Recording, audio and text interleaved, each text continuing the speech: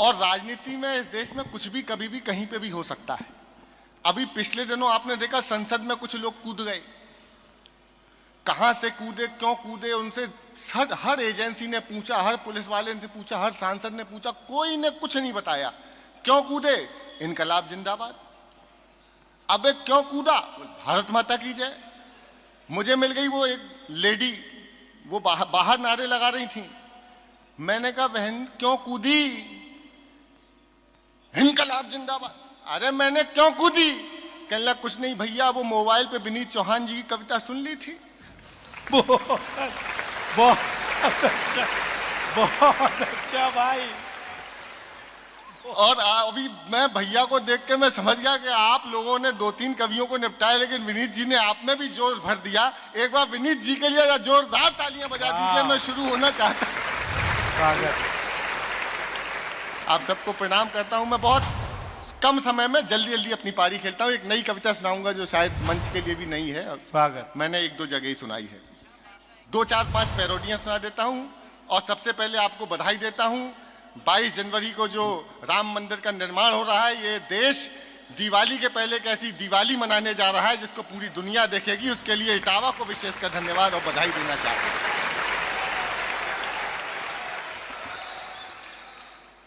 सिया संग राम पधारे हैं। वाह। केवल 2 पंक्तियां गुनगुनाने का मन है। तालियों की ताल देके मुझे प्रारंभ कीजिएगा। सद्य हरिओम जी आ गए हैं, उनको प्रणाम। कि सिया संग राम पधारे हैं, सिया संग। इटावा वालों, मुझे पता नहीं यहाँ से सैफई कितनी दूर है, वहां तक कम से कम तालियों की आवाज जानी थी आपकी।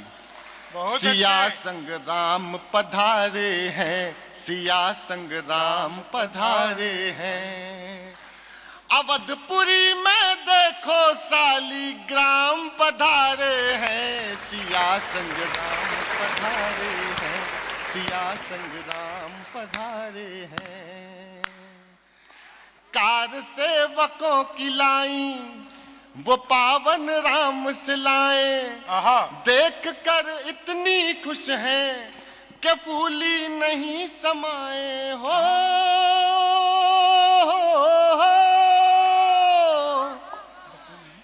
युगों युगों तक करना जिन्हें प्रणाम पधारे हैं, सिया संग राम पधारे हैं, सिया संग राम पधारे हैं। मैं राजनीतिक घटनाओं पर लिखता हूं, लेकिन मेरा मन था इसलिए ये 2-4 पंक्तियां मैंने सुनाई और जरूरी थी। सांसद जी, हमेशा लंबी यात्राओं में रहता हूं। पिछले दिनों एक लंबी रेल यात्रा का मुझे सौभाग्य प्राप्त हुआ। रेल यात्रा लंबी थी तो वॉशरूम जाने का भी सौभाग्य मिला। भारतीय रेल में वॉशरूम जाना अपने आप में बड़ा सौभाग्य का विषय है। वॉशरूम की दीवार पर एक टेलीफोन नंबर दिखा। मुझसे पहले यही भाई साहब गए थे। 942434 फला फला फला, और नीचे लिखा हुआ था पूजा। मैं परम मोदी भक्त, मैंने मोदी जी को प्रणाम करते हुए उस आपदा को अवसर में तब्दील किया। टेलीफोन नंबर डायल किया, घंटी गई, फोन उठा, बातचीत शुरू। हेलो, पूजा बोल रही हो? तो जो जवाब आया, इटावा वालों, मेरी लंबी यात्रा को सार्थक कर देना। अगर ऐसा अद्भुत जवाब आपने आज तक ना सुना हो तो फिर जहां तक मेरी आवाज समझ में आ रही है उनकी तालियां मांगता हूं।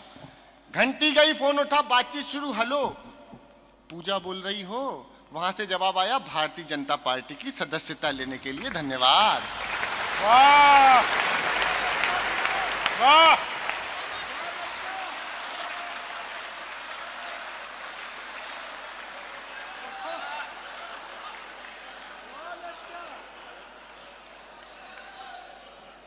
मैं एक्सीडेंटली सदस्य बन गया।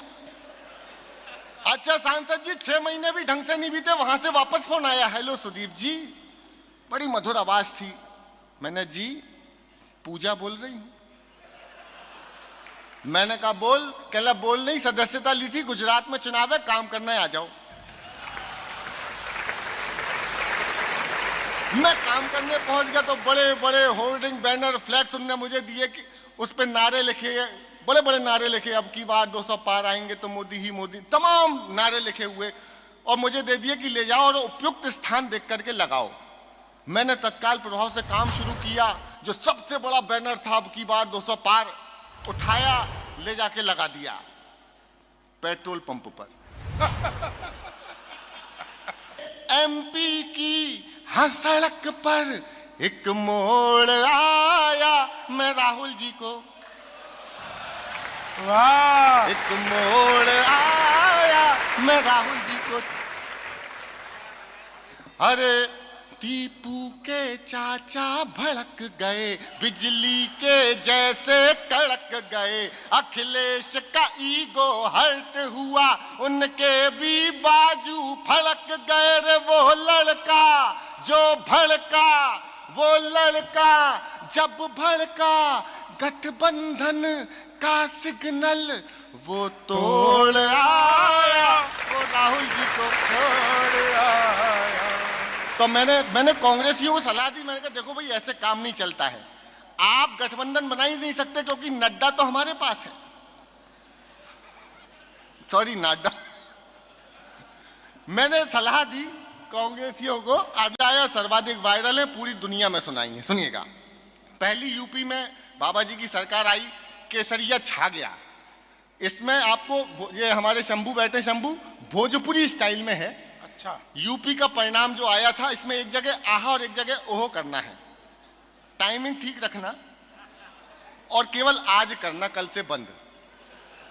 क्या करना एक जगह, दूसरी जगह। बहुत बढ़िया। के केसरिया लगा लिपस्टिक, अभी नहीं अभी काका, नहीं करना, पहली कर लेते हैं। नहीं दद्दा, इतने रात को जल्दी करना। के केसरिया लगा लिपस्टिक, कहे यूपी की हर एक डिस्ट्रिक्ट, योगी टॉप लागेला, आहा, योगी टॉप लागेला, कमरिया कमरिया। आहा, बस। फिर मैंने यूपी का चुनाव परिणाम लिखा कच्चा बादाम स्टाइल में, आहा, आहा। और श्रद्धेय मेरे बड़े भाई अखिलेश जी को समर्पित किया। सुनिएगा।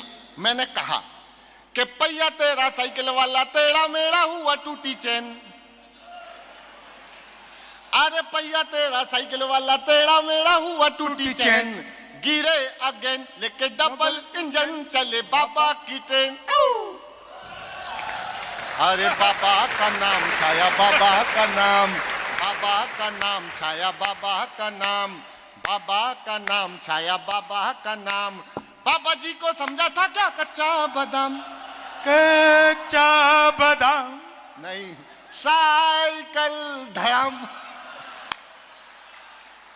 अरे काका छिछी वाली दीदी, वो बंगाल में है, रुम्बा रुम्बा डुम्बा डुम्बा। अरे काका छिछी वाली दीदी, चाचू भाभी हाथी वाली बहन, मिले न चैन, यूपी बाबा की फैन। बाबा का नाम छाया, बाबा का नाम। बाबा जी को समझा था क्या कच्चा बादाम? साइकिल धड़ाम। साइकिल धड़ाम हुई तो ये राहुल जी और मोदी जी दोनों का आमना सामना हुआ। राहुल जी की सीट नहीं आ रही, मोदी जी ने गुजराती स्टाइल में बताया कि बेटा क्यों नहीं आ रही।